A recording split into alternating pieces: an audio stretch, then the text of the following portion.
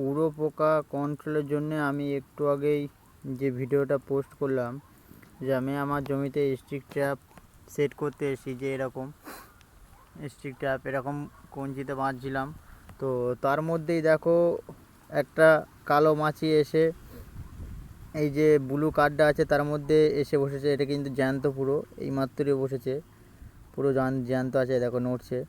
তো এরকম উড়ো পোকা কিন্তু কন্ট্রোল করবে যত রকম যা উড়ো পোকা আছে, এই হলুদ কাঠ আর নীল কাঠ, এই দুটো কাঠই কিন্তু কন্ট্রোল করবে। তো তোমাদেরকে ওই জন্যই বারবার করে বলছি, ফসলে কিন্তু স্টিক ট্র্যাপ, এই যে কাঠগুলো এর নাম কিন্তু স্টিক ট্র্যাপ, এইগুলো ঝোলাতে কিন্তু তোমরা ভুলো না।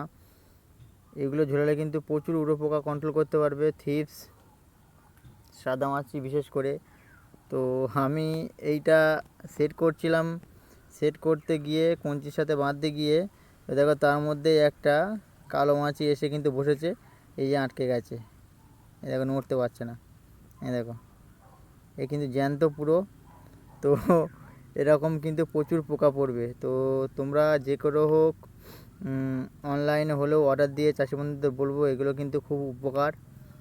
অনলাইনে অর্ডার দিয়ে হলেও তোমরা কিন্তু এগুলো জমিতে ঝোলালে কিন্তু খুব উপকৃত হবে।